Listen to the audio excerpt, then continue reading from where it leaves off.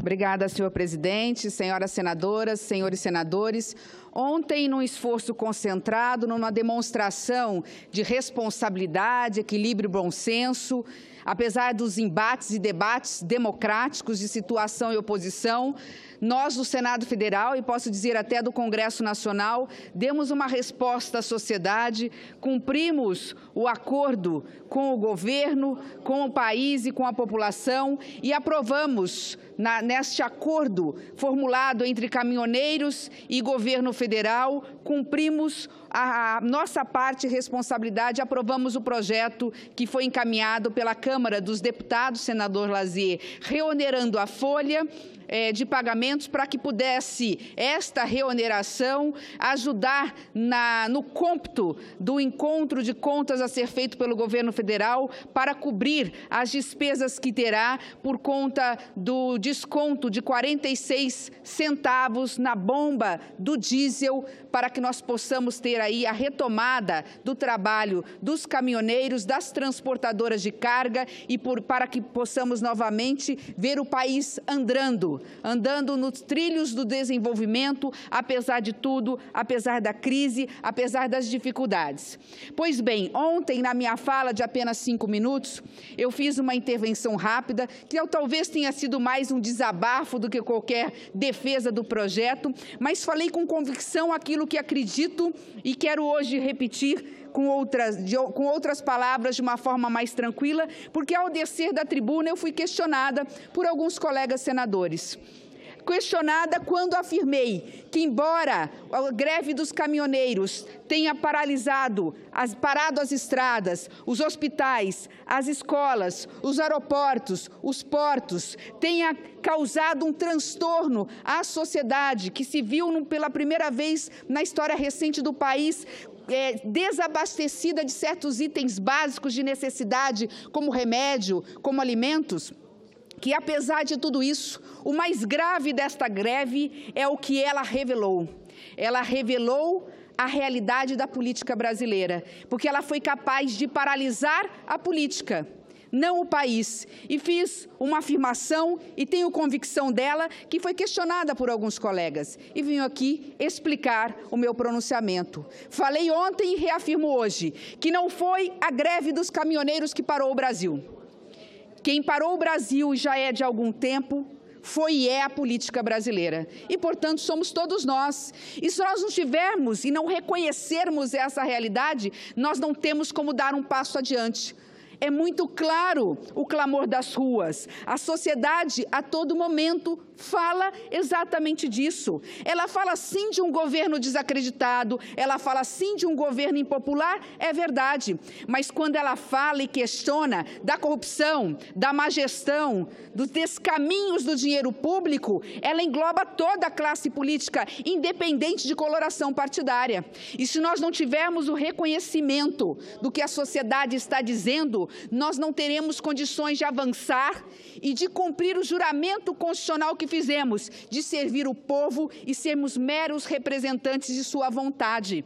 A vontade que vem das ruas, ela diz o seguinte: sim, 90% diz, nós apoiamos a greve dos caminhoneiros, mas há por trás disso um sentimento maior de basta, de chega de uma carga tributária, de um pedágio a cada 50 a 100 quilômetros, de uma quantidade de taxas e tarifas absurdas que paga, sem ver os serviços públicos eficientes. Paga-se pelo pedágio e se vê asfalto estilhaçado, como disse ontem, ou talvez na bela canção imortalizada na voz de Vinícius, ou mesmo de Elis, né? É pau, é pedra, é o fim do caminho. É assim que se vê a sociedade. É claro que esse setor tem capacidade de paralisar as atividades mais essenciais da população, mas ela não teria condições, se não fosse legítimo, a paralisação, a greve, de comover e ter quase a unanimidade do apoio da população brasileira. Tem, porque a greve era legítima, não mais agora, porque o serviço precisa ser retomado, porque foram atendidos, mas é porque tinha por trás dela a insatisfação de 200 milhões de brasileiros. Eu falei da carga tributária, e dos serviços públicos, mas nós podemos falar aqui do próprio sucateamento do sistema de logística do país, e não é problema deste ou do governo que passou. Por muito tempo nós fizemos uma opção errática, errônea, errada, ao incentivar a indústria automobilística do país, necessária para gerar emprego, e todos nós queríamos nos igualar aos países de primeiro mundo, mas nós fizemos uma única opção, quando tínhamos que incentivar essa indústria, mas continuar fortalecendo a malha ferroviária para transporte de grãos, de carga, de produtos essenciais para a população. A minha fala de ontem, e que não é diferente de hoje, é que nós assumamos a nossa responsabilidade enquanto políticos, enquanto classe política, de um momento de reflexão acima de tudo. É o momento de repensarmos o país, ouvindo as ruas, que quer, além de uma diminuição da carga tributária, que os recursos pagos pelo suor do seu trabalho em forma de impostos sejam utilizados com eficiência, sejam utilizados a atender às suas necessidades, mas também quer que nós repensemos, presidente Pedro Chaves, o tamanho do Estado. Quantos servidores temos? Quanto esses servidores recebem e quanto receberão nas suas aposentadorias comparado à média da população brasileira? Sem desmerecer o trabalho, que eu diria que é um trabalho hercúleo, um trabalho essencial dos servidores públicos desse país. Eu tive o privilégio uma vez de sê-lo por 6 anos, mas num reconhecimento que aí também há uma disparidade, uma desigualdade muito grande, não só nos salários, que nós não queremos reduzi-los, muito pelo contrário, o que nós temos é que aumentar o salário mínimo do povo brasileiro, mas também na hora do descanso, no justo descanso, seja do cidadão comum, que se aposenta com um salário mínimo e meio, seja na aposentadoria dos servidores públicos e na nossa aposentadoria, que passa em muito dos 10 salários mínimos. É isto que a população quer ouvir na nossa boca, de se tirar privilégios, não prerrogativas, essas são necessárias, mas privilégios de todos, da classe política, do poder judiciário, do poder executivo. Se nós não fizermos sim, e repito, com respeito àquelas vozes que pensam o contrário, sei que não agrada o que eu digo neste momento, mas se nós não fizermos um meia-culpa, se nós não fizermos uma reflexão, outubro está aí. O povo nas urnas vai dar a resposta, e a resposta, infelizmente hoje, não é nem pela democracia, porque há uma confusão na mente da população. Ela trouxe para esta greve, para a insatisfação dela própria com a classe política e com a gestão brasileira, mas ela trouxe e levantou a sombra, que é preciso sempre estar atenta em relação a ela, a sombra que sempre nos ameaçou em momentos de crises e de caos, de intervenção militar. E sei que as Forças Armadas não querem. Por diversas vezes vimos generais ocuparem ontem, inclusive, os maiores meios de comunicação para dizer que o caminho é a democracia. Não querem como em 64 quiseram, no medo. Não vou entrar aí na questão da esquerda em 64. Hoje, eles até não querem e não têm esse receio, mas eles podem se ver obrigados a ir às ruas se o caos se instalar. Aqui não é teoria da conspiração, aqui não faço um discurso alarmista, estou apenas dizendo, neste momento, que embora nós tenhamos aqui conseguido acabar com um movimento grevista legítimo, é verdade, atendendo às suas necessidades, nós não podemos nos esquecer que as reivindicações continuam, que agora se fala na possibilidade, ou no querer, diminuir a carga tributária da gasolina e do etanol. Outras classes ou categorias já falam em paralisação.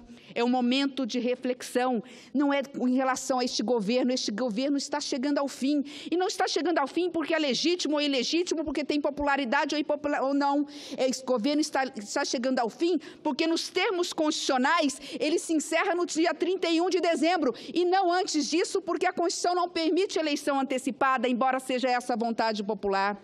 Mas para que nós possamos continuar tendo um processo democrático, é preciso que as eleições aconteçam em outubro e aconteçam dentro da normalidade. Este é o nosso papel. Um papel, neste momento, de deixar as diferenças ideológicas de lado e nos unir naquilo que nós temos de consenso. Volto a repetir, o que nós temos de interesse comum é o bem do país e da pátria. O que nós temos de interesse comum é a defesa dos interesses da população brasileira. E é dentro desse espectro, é nessa união de esforços, é que eu faço um apelo aqui, já encerrando a minha fala, senhor presidente, para que nós possamos, numa reunião de líderes, ou mesmo de senhores e senhores, dos 81 senadores dessa casa, que nós possamos, já a partir da semana que vem, colocar na pauta prioritária do Senado Federal projetos que impactam positivamente a vida das pessoas. Vamos discutir, sim, a carga tributária, e tem razão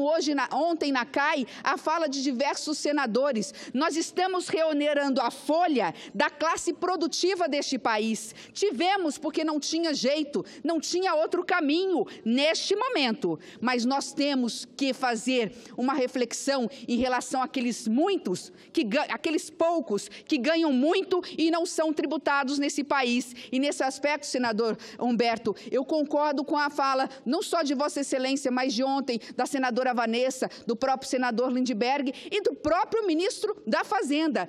E a fala dele me moveu ontem, ao fazer um meia-culpa, senador Lindbergh, quando ele disse que este governo, que muitas vezes erra, como todos os governos, este governo mandou uma medida provisória para esta casa, indo ao encontro, inclusive, do que pensam muitos dos senhores senadores, querendo tributar os fundos privados, aqueles fundos de bilionários que investem e não têm um centavo de pagamento de tributo. Hoje, se qualquer cidadão for ao banco e pegar seus milhares de reais, 1.000, 5.000, 20.000, 30.000 ou menos que isso, e aplicar, no final, quando ele tirar da conta a aplicação com os juros, ele vai ter que deixar ali, em forma de tributo, um percentual. Os fundos privados não. E na conta do Ministério da Fazenda, só dos fundos privados, se fossem taxados e se essa medida provisória não tivesse caducado no Congresso Nacional, portanto, nossa responsabilidade, sim, teria gerado por ano aos cofres públicos 10 bilhões de reais. É exatamente a conta necessária, o dinheiro necessário para se cobrir esse rombo de 46 centavos, ou pelo menos 30 centavos agora, de subvenção econômica, que o governo federal vai ter que fazer para poder custear aí e bancar essa classe que, repito, é valorosa, merece o nosso reconhecimento, dos caminhoneiros não só autônomos, mas que trabalham em cooperativas ou nas transportadoras de cargas. Essa redistribuição da carga tributária, sem aumentar um centavo do imposto da população brasileira. Esta redistribuição da carga tributária, sem penalizar ainda mais os agricultores e pecuaristas, os comerciantes e empresários, e aqui eu me refiro principalmente aos pequenos e médios, porque eles que movem e geram emprego neste país.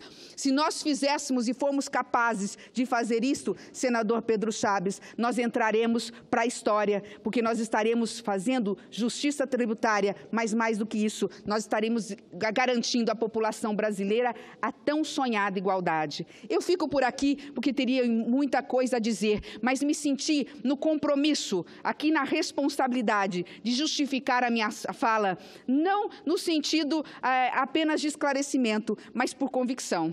A convicção, acima de tudo, de que nós temos que assumir a nossa responsabilidade no papel da história, porque a história não irá perdoar, não é este governo, a história não irá perdoar a política atual brasileira, que somos todos nós, pelo caos, pela recessão, pelo retrocesso e, principalmente, pela miséria que hoje assola, miséria intelectual, cultural e econômica que assola hoje o Brasil e a população brasileira. Muito obrigada, senhor presidente.